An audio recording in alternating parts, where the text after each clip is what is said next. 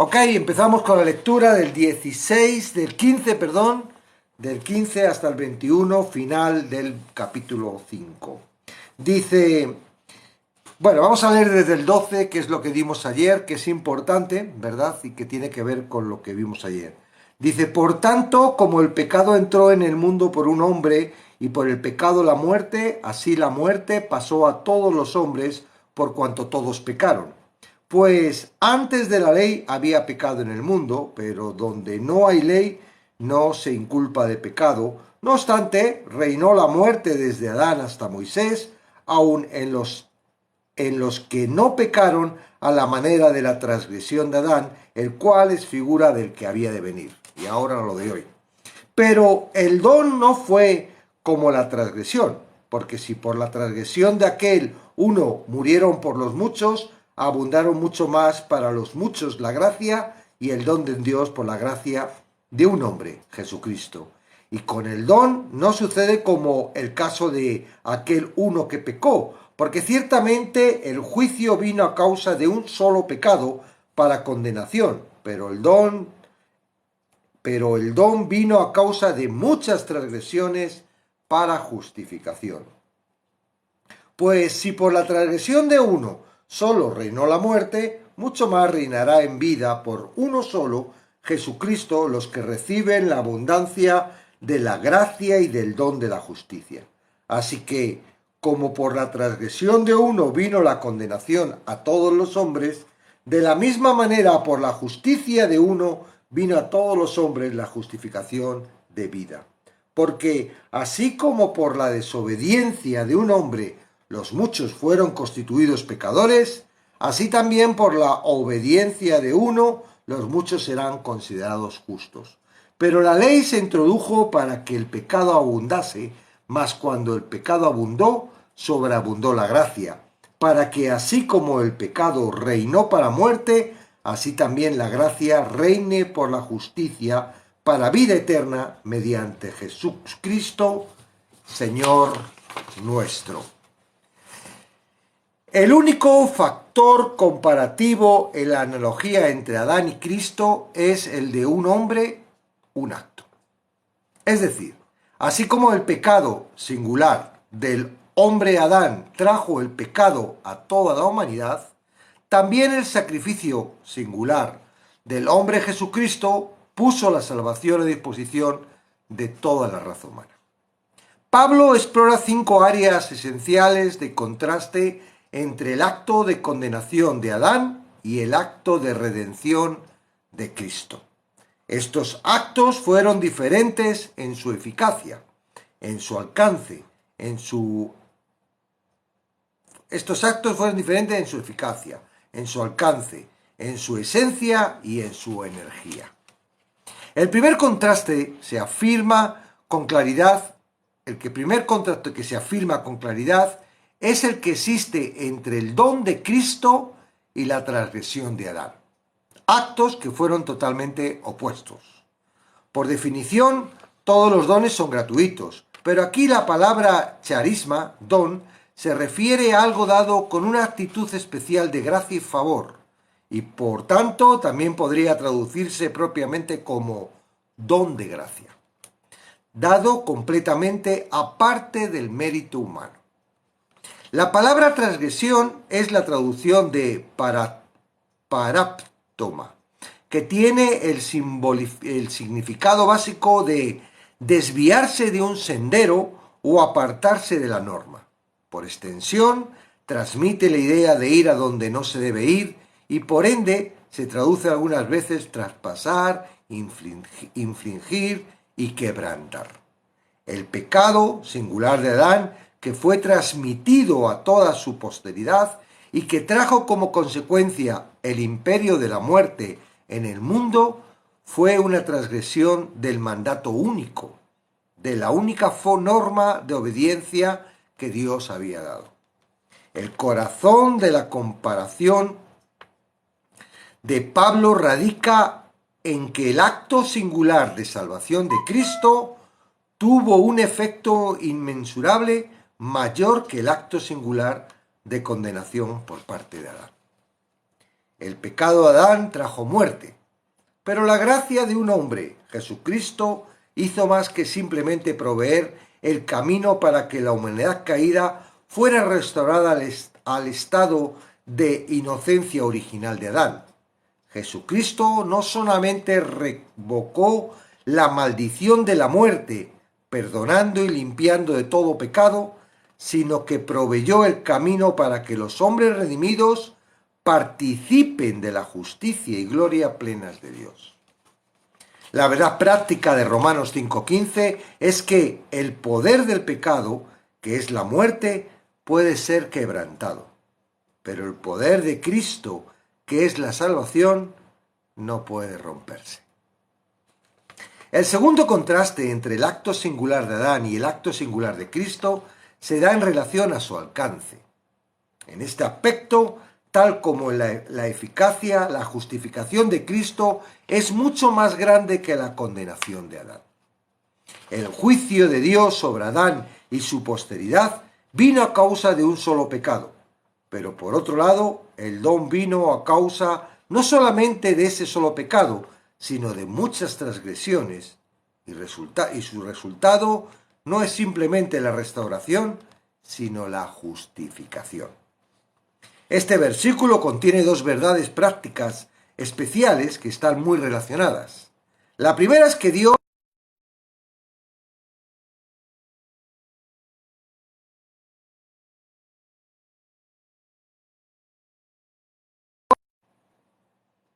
se ha ido.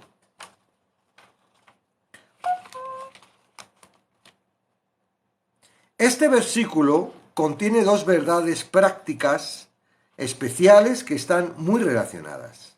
La primera es que Dios detesta tanto el pecado que apenas fue necesario un solo pecador para condenar a toda la raza humana y separarla de él. De la misma forma, cualquier pecado que cualquier hombre haya cometido en toda la historia sería suficiente para condenar a toda la raza entera, tal como lo hizo el solo pecado de Adán. La otra verdad, en el versículo 16, es que mayor todavía que el aborrecimiento de Dios hacia el pecado es su amor al pecador.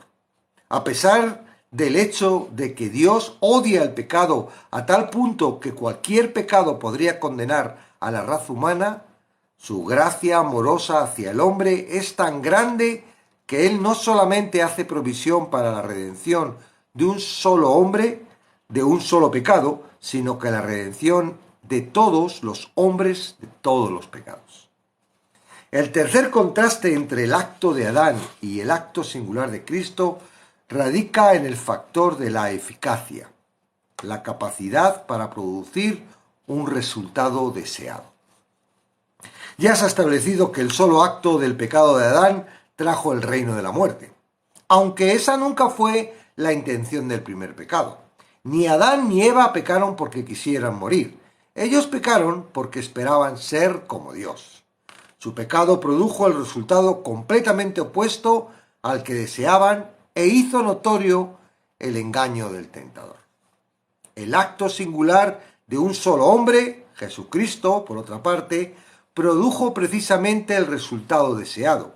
La intención divina del sacrificio que Jesús hizo de sí mismo en la cruz fue que los que reciben la abundancia de ese acto inigualable de la gracia y el don de la justicia llegaran a reinar en vida por uno solo, por aquel que murió por ellos, Jesucristo. El uso práctico de esta gran verdad es que aquel que nos ha otorgado vida espiritual hará plena esa vida en nosotros. El cuarto contraste entre el acto de Adán y el acto de Cristo tiene que ver con la esencia. Estos dos versículos resumen la analogía entre Adán y Cristo. La esencia de la transgresión de Adán fue la desobediencia, mientras que la esencia de la justicia de uno fue la obediencia. Cuando Dios ordenó a Adán que no comiera del fruto prohibido, Adán desobedeció y trajo la muerte. Cuando Dios envió a su Hijo unigénito al mundo a sufrir y a morir, el Hijo obedeció y trajo la vida. El quinto y último contraste que se establece entre el acto de Adán y el acto de Cristo es con relación a la energía. La fuerza energética que hay detrás del pecado del hombre es la ley, la cual se introdujo para que el pecado abundase. Pablo afirma, sin lugar a equívocos, que la ley, a la verdad, es santa y el mandamiento santo, justo y bueno. Sin embargo, la misma ley de Dios tuvo el efecto de hacer que el pecado del hombre abundase. La ley es, por ende, un corolario, tanto para la justicia como para la injusticia. Para la persona que no tiene ley, se constituye en un estímulo para la desobediencia y la injusticia que por sí se siente inclinado a hacer. Para la persona que confía en Dios, la ley estimula la obediencia y la justicia. Enfocarse nuevamente en la verdad de que el acto singular de redención de Cristo es muchísimo más grande que el acto singular de condenación de Adán, Pablo se regocija diciendo: mas cuando el pecado abundó, sobreabundó la gracia. La gracia de Dios no solamente sobrepasa el pecado de Adán, sino todos los pecados de la humanidad. Como un experto tejedor, Pablo habla de todos los hilos en su tapiz de verdades de la redención, declarando: para que así como el pecado reinó para muerte, así también la gracia reine por la justicia para vida eterna, mediante Jesucristo, Señor nuestro. Bueno, la verdad es que así, a simple vista, uno no puede captar toda la grandeza que tiene lo que pasó. Somos un poco... Es como, por ejemplo, tú vas a un juicio, voy a poner el chat, espera. Vas a un juicio, ¿no? Y no sabes cómo defenderte. Y ves que el abogado defensor está ahí utilizando un montón de códigos y de leyes, y que el acusador viene con otro montón, y tú estás ahí como diciendo: madre mía, yo aquí en medio sin tener ni idea, ¿no? No podrías hacerlo. Entonces, directamente, aquí Pablo se esmera al máximo, no solo para nosotros que somos ignorantes, ¿verdad?, que podemos captar un poquito de todo lo que está diciendo, sino que también profundiza para que en lo que es teológicamente y a nivel moral de ley, pues se vea claramente la norma y la perfección de Dios. Dios es perfecto y, como todo lo que hace, no tiene posibilidades de matices, aunque por ahí muchos quieran sacar un montón de matices y de errores y de cosas que, claro, nosotros no la pueden pegar, porque digo, nosotros somos ignorantes, ¿verdad? Somos meros receptores de la gracia, porque no es por saber mucho, no es por tener una carrera, no es por haber estado estudiando la Biblia profundamente, simplemente por fe. Hemos creído, ¿verdad?, lo que pone la palabra. En realidad es muy sencillo, es muy básico, ¿no? Es muy básico. Hemos nacido pecadores, no podemos quitar esa condición por nuestra propia naturaleza, y Dios, en su eterno amor, claro, no quiere saber nada del pecado, por eso somos pecadores, por eso estamos apartados. Porque si no, Dios fuese un ser que no le importara o que no fuese justo totalmente. Él dice: si yo soy Dios, ¿qué más me da? No le hago ni caso. Pero es que el carácter de Dios es totalmente justo. Una motita de pecado es suficiente para hacerte pecador. Entonces, bueno, esa es la justicia tremenda de Dios.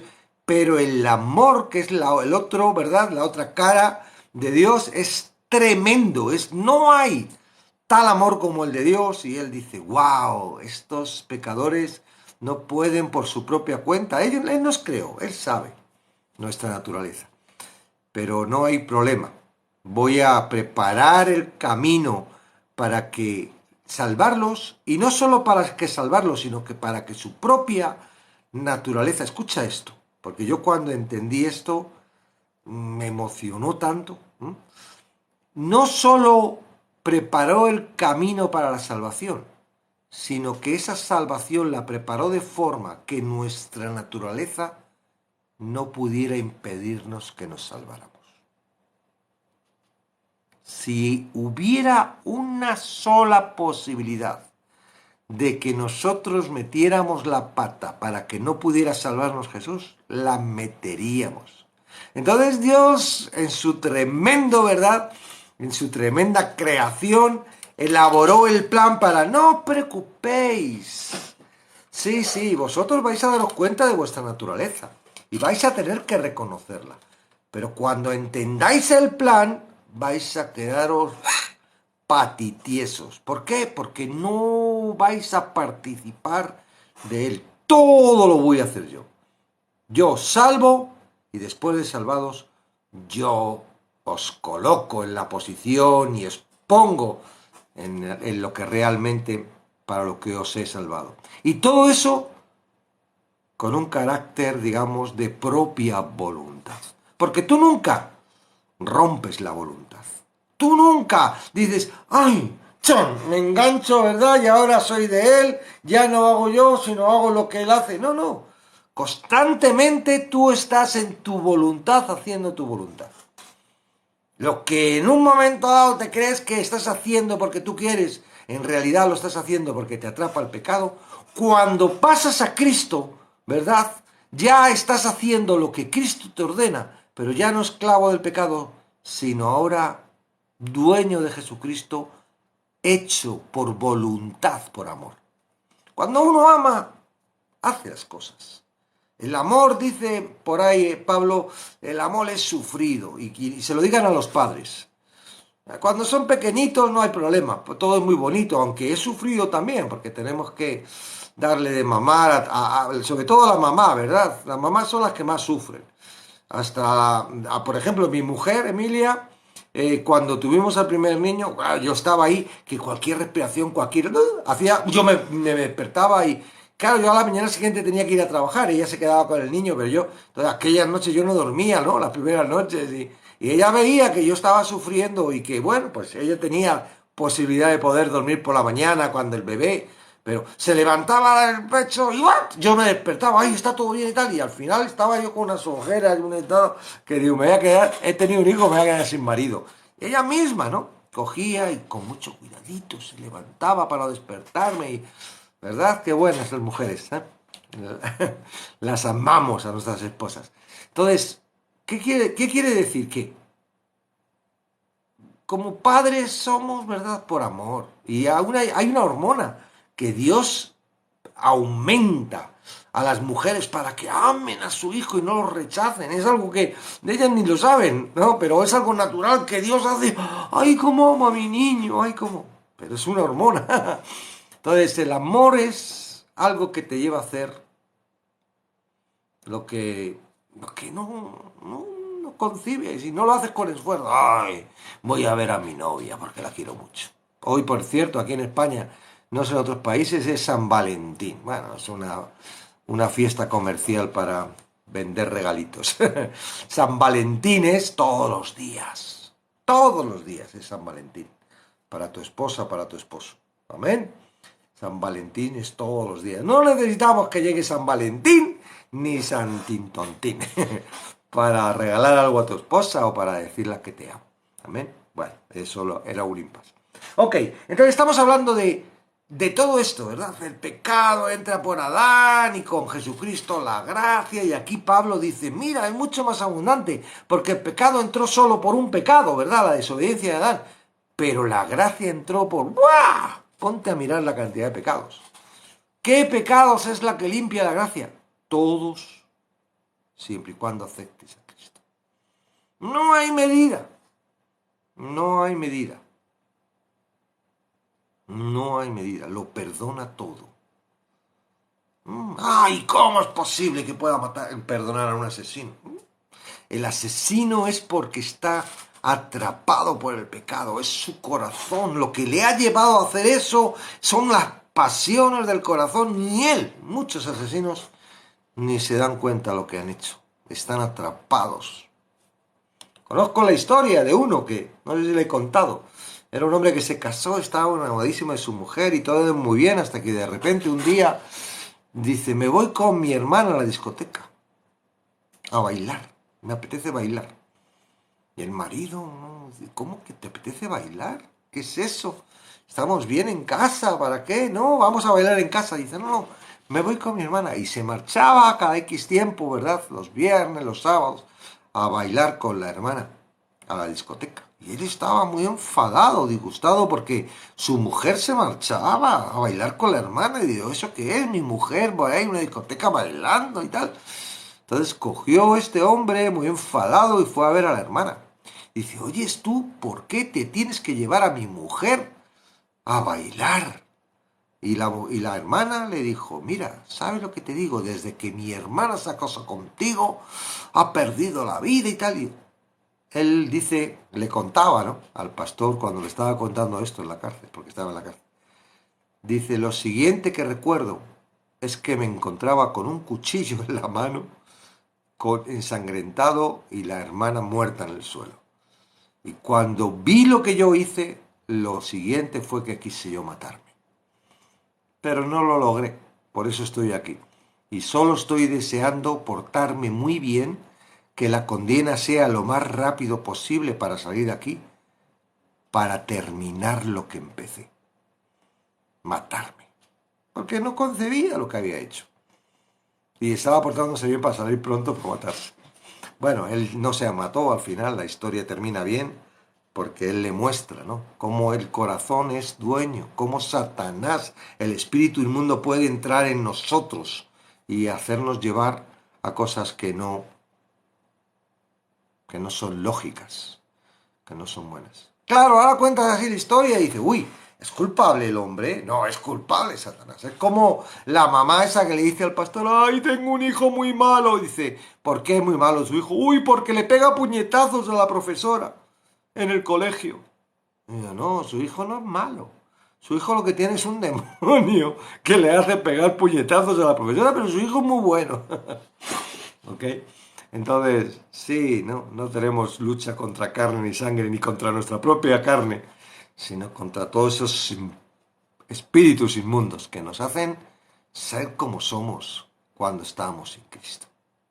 Y aquí es donde hoy estamos. Hoy estamos en que la gracia abunda, sobreabunda por encima del pecado. Parece mentira, ¿verdad? Que según vemos el mundo, Dios pueda perdonar las cosas del mundo. Claro, no las perdona sin aceptar a Jesucristo. Eso es inminente. Hay algunos por ahí que dicen, ay, Dios es muy bueno y va a perdonar a todo el mundo, independientemente de lo que haga, y siguen viviendo la vida a través de su corazón. Y eso es una mentira. Eso no lo dice así la palabra. Para que realmente la gracia de Dios te llegue, tiene que venir a través de Jesucristo. Ayer estaba comentando Cheri cuando hizo su participación, que preguntó cosas, ¿no? Dice, ay, pero es que parece como que todos somos pecadores, estamos otra vez volviendo a que somos todos pecadores, ¿no? Y es algo que en este canal remarcamos, ¿no? Claro, uno es pecador hasta que Cristo llega a tu vida y te justifica. Una vez que te justifica, la gracia te hace justo. Ahora, es incorrecto decir, una vez que has aceptado a Jesucristo, es incorrecto decir, sigo siendo pecador. No, porque ya la gracia, ¿verdad? La desobediencia de un hombre te hace culpable y pecador. Hablábamos ayer de los niños, no hacen falta que transgredan, nacen con la esencia del pecado, nacen pecadores. ¡Wow! ¡Qué injusto! No, es una herencia natural del hombre y los vemos, ¿verdad? Según va creciendo, que esa naturaleza, nadie les enseña al niño a mentir ni a ser egoísta, son de por sí ellos por su propia cuenta. Ahora, lo mismo sucede con la gracia. ¡Wow! Tú entiendes que Jesucristo ha pagado por el pecado y todas las transgresiones hechas por ese pecado innato en ti. Y automáticamente, igual que el pecado entra en el mundo por a ti, la gracia entra en ti. No hay posibilidad de poder acercarse a Dios si crees que eres un pecador. Claro que seguimos haciendo a veces cosas, ¿verdad? Ayer hablábamos que el pecado de Eva fue un pecado involuntario porque fue engañada. Mientras que el pecado de Adán fue un pecado voluntario. Nadie le engañó. Él sabía que no tenía que tomar. Como la mujer tomó, él también tomó. Voluntariamente, sabiendo que no tenía que tomarlo y sin que nadie le engañara, lo toma. ¿Verdad? Ay, nosotros estamos en el mismo plan. Yo soy justo a través de la sangre de Jesucristo. Y Satanás me engaña y de repente me di cuenta de que me ha engañado y estoy haciendo pecado. Inmediatamente. Porque eso es algo que el Espíritu Santo rápidamente, ¡plac!, te convence de pecado, ¿no? Bueno, ¿eso te convierte en un pecador? No, eso te convierte en un que has transgredido. Sí, y que te vas a dar cuenta porque has transgredido y que si te pones delante de Dios, ¿verdad? Él dice, no pasa nada, eso ya está pagado, ¿verdad? Date cuenta cómo entró el pecado, vamos, tira adelante, mira y sigue para arriba. Claro, eso no te da justifica que tú cuando aceptes a Jesucristo como Señor de tu vida y Salvador, puedas pecar. Ah, pues qué bien, no pasa nada. Si peco no tengo esta condenación de que estoy haciendo algo malo. No, cuidadín, cuidadín. El pecado voluntario no tiene remisión. No te creas que si estás casado puedes ir y adulterar. Primero que el adulterio es un plan meditado y con una elaboración bastante larga para llegar a hacerlo. Es decir que no, te da tiempo a que Satanás te diga, ¿qué estás pensando? Bueno, Satanás no, el Espíritu Santo, perdón. ¿Qué estás pensando? ¿Qué vas a hacer? ¿Qué dices? ¿Qué tonterías? Tú eres de Cristo. ¿Tú crees que el cuerpo de Cristo se iría y haría eso? Tú no estás bien. ¿En qué estás pensando? ¿Dónde tienes el corazón? ¿Dónde tienes los pensamientos? ¿Dónde estás? Te va a decir el Espíritu Santo como le dijo Dios a Adán y Eva cuando comieron del fruto. ¿Dónde estás? ¡Ay, teníamos miedo! Porque estábamos desnudos. ¿Quién te dijo que estás desnudo? La serpiente. Bueno, no lo dice así, pero seguramente es la serpiente la que nos constantemente, porque es el acusador, es el que nos está constantemente acusando. El mismo que te hace transgredir te viene a decir, eres pecador. Y tú te lo crees, y no, otra vez pecador, perdóname, Señor. Y otra vez tienes que ir ¿a qué? A la cruz y otra vez recibir a Jesucristo. ¿Cuántos de los que estáis aquí más de una vez habéis hecho la oración? Porque habéis pensado, uy, la hice, pero estoy metido en cada una de las cosas, yo creo que tengo que volver a hacerla. Y aún así no te sirve, porque no te has enterado claramente cuál es el poder del sacrificio de Cristo en la cruz. Él viene para justificarte completamente y sacarte. Todo esto lo vamos a ir viendo en Romanos. Hoy estamos comprando simplemente el beneficio de Cristo. Estamos diciendo hoy es mayor que el negativo de lo que trajo el pecado de Adán. Es mayor, mucho mayor. Entonces, bueno, ahí para los que en un momento dado, los que todavía estáis pensando qué tontería están diciendo estos cristianos de Jesucristo en la cruz, todo tiene una lógica tremenda. Y cuando tienes la revelación que viene cuando tú realmente decides creer, porque tú mientras que no crees, no entras en el reino, no se te dan las claves para que tú puedas entender. Aunque yo te explique mucho, tú no lo vas a entender. ¿Por qué? Porque estás fuera del reino, no tienes la capacidad. Jesús lo dijo cuando estaba en el monte, bueno, estaba hablando a la gente y les contaba por parábolas y los discípulos, oye, ¿por qué los cuentas? ¿Por qué los hablas por parábolas? Claro, los discípulos estaban diciendo eso porque ni ellos mismos se estaban enterando. O sea, resulta que parece como que la parábola es algo para que tú lo entiendas. y resulta que no estaban enterándose ni los muy propios seguidores de Jesucristo. Y Jesucristo le dice, para que viendo no vean y oyendo no oigan y no se conviertan. ¡Wow! Yo la primera vez que medité eso dije, no entiendo nada. Pero bueno, no, Jesús no quiere que nosotros enseñarnos. No, Jesús quiere mostrarnos lo que es el reino. No, Jesús no quiere mostrarnos lo que es el reino hasta que tú no te arrepientes de lo que tú eres y entras en el reino. Entonces, cuando entras en el reino a través de Jesucristo, porque entrar en el reino no es algo que tú puedas hacer.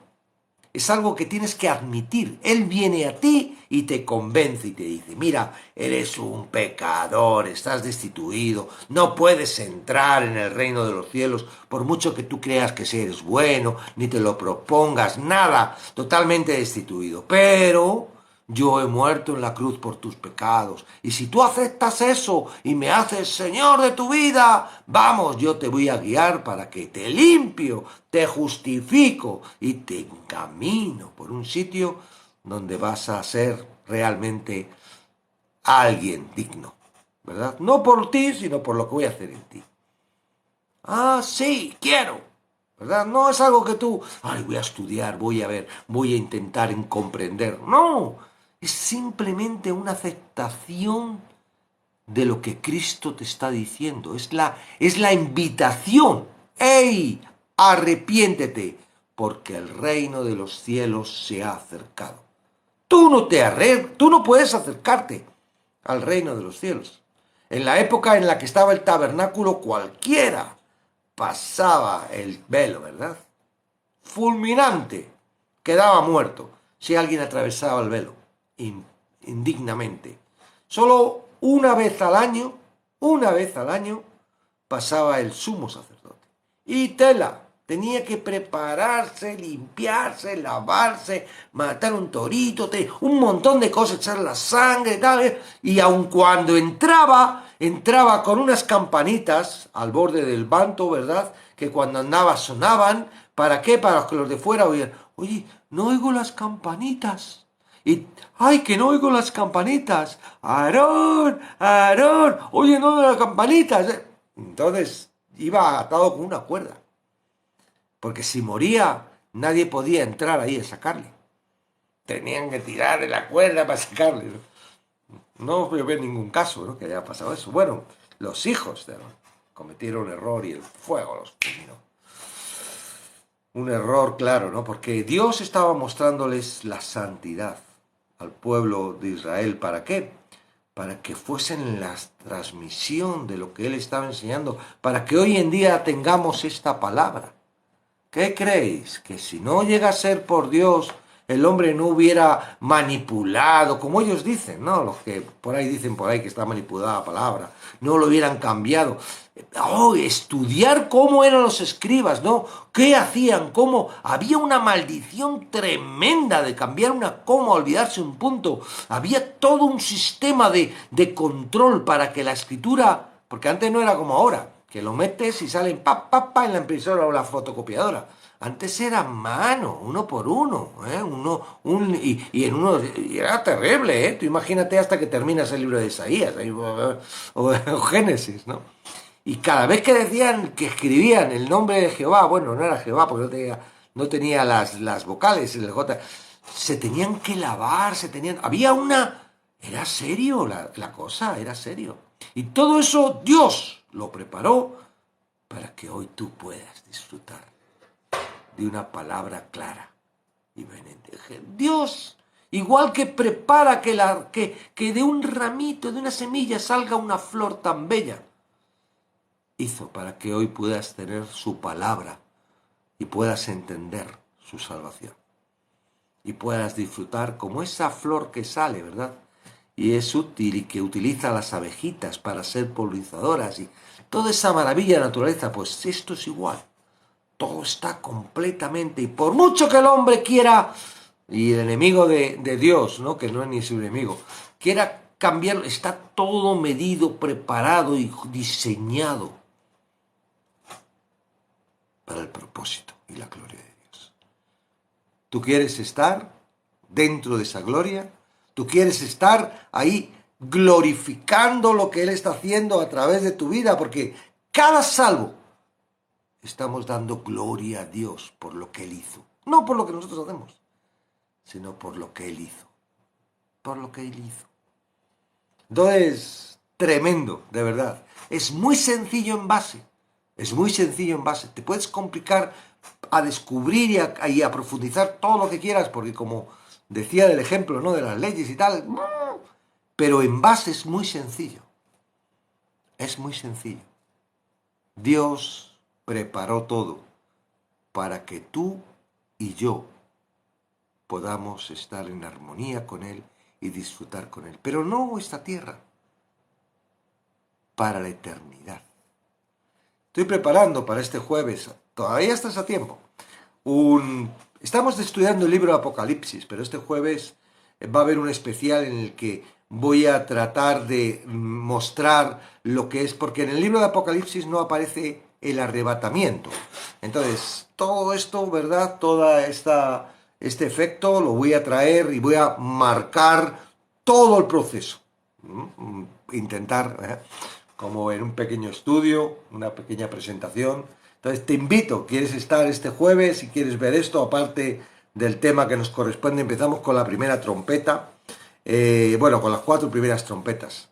Pues puedes apuntarte. Es muy sencillo, simplemente me tienes que mandar un mensaje a Somos la Luz. Si no te sigo, ¿verdad? Pues entonces no puedes mandarme el mensaje. Tienes que utilizar el vídeo que está anclado en el canal, y ahí, ¡pop!, oyes, quiero participar, es por Zoom, tendrás que incluirte en un grupo donde ¡boom!, lanzamos el link cuando empezamos la sesión, y entonces, bueno, pues nos conoces, te conocemos, y hablamos, practicamos, es algo mucho más dinámico. La iglesia es comunión.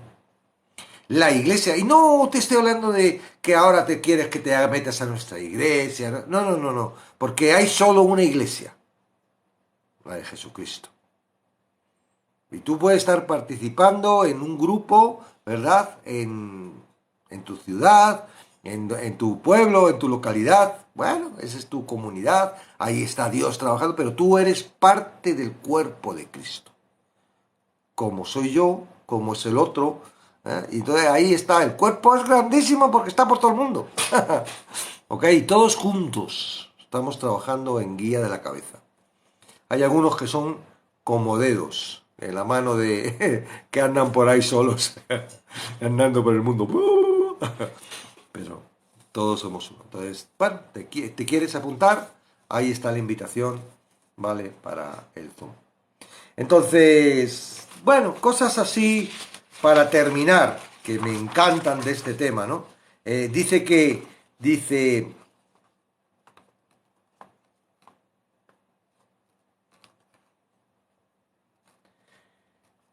la esencia de la transgresión de Adán fue la desobediencia, mientras que la esencia de la justicia de uno fue la obediencia. Decía el texto, ¿no? Dice, claro, Adán desobedece porque por lo que tiene en mente es querer ser como Dios, que es lo que la serpiente le dijo. Bien sabe Dios que cuando comas del fruto serás como Él, conociendo el bien y el mal. Sí, vas a abrir los ojos, vas a conocer el bien y el mal, pero ser como Él era mentira. Y también le dijo, no morirás, y sí que mueren, sí mueren. Entonces, la desobediencia de Adán no les llevó a donde ellos querían. Al contrario, les llevó a donde Dios le dijo que iban a estar. La muerte, ¿verdad? Mientras que la obediencia de Cristo le llevó a lo que Él quería. La gracia. ¿Ok? Ahí la obediencia de Dios viene a traer, ¿verdad?, la gracia. ¿Para qué? Para redimirnos aquellos que no tenemos ninguna posibilidad, no tenemos ningún derecho, ni nos lo merecemos, no, porque Él no es para, pues a los que hagan esto, a todos. Es igual que el pecado entra por uno a todos, la obediencia de Cristo a todos, sin medida. Mientras que la muerte entró por un solo pecado, la gracia ha venido por infinidad de pecados y de transgresiones, ¿verdad? Entonces, wow. El segundo Adán le llaman a Jesucristo. ¿Verdad? Segundo Adán, segundo... Y tenía que ser hombre, ¿vale? Esto no lo va a decir aquí directamente. Quien lo trata mucho, muy bien, es en Hebreos, ¿verdad? Tenía que ser 100% hombre, inferior a los ángeles. El que era superior a los ángeles, porque era Dios, el creador, ¿verdad?, de los ángeles, se tiene que convertir temporalmente para poder pagar, porque si no, no sería justo, ¿verdad?, que un Dios pagara el pecado de un humano.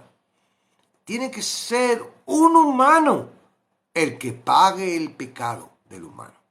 Entonces, él se despoja de la divinidad, se convierte en hombre y vive como hombre inferior. Por eso Satanás dijo, ¡wow! A este le conozco. ¿Qué hace aquí? ¡Wow! Y encima como hombre. ¡Tomio! Y va por él. Por eso le tienta. Y por eso le mata. Que no le mata. En realidad muere la muerte a través de la entrega de Cristo en la cruz. Claro, ¿qué se pensaba Satanás? ¿Que iba a vencer? ¿Que se iba a convertir? ¿Que se iba a librar?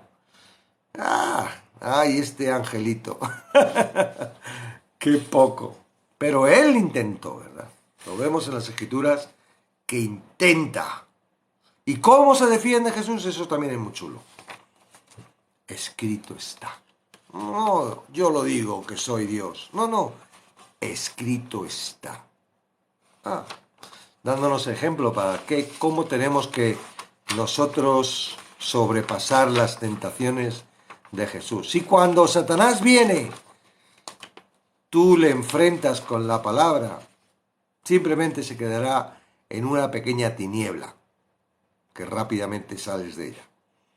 Pero si no, si lo quieres hacer con tus fuerzas y a través de el impulso de tu corazón y a través de fuera de Dios, se va a convertir en una transgresión que vas a tener que luego presentar delante de Dios para salir de ella, ¿no? Dice, bueno, si alguno, como dice en primera de Juan, dice, si alguno peca, abogado tenéis contra el Padre. Bueno, ¿qué vamos a hacerlo, no?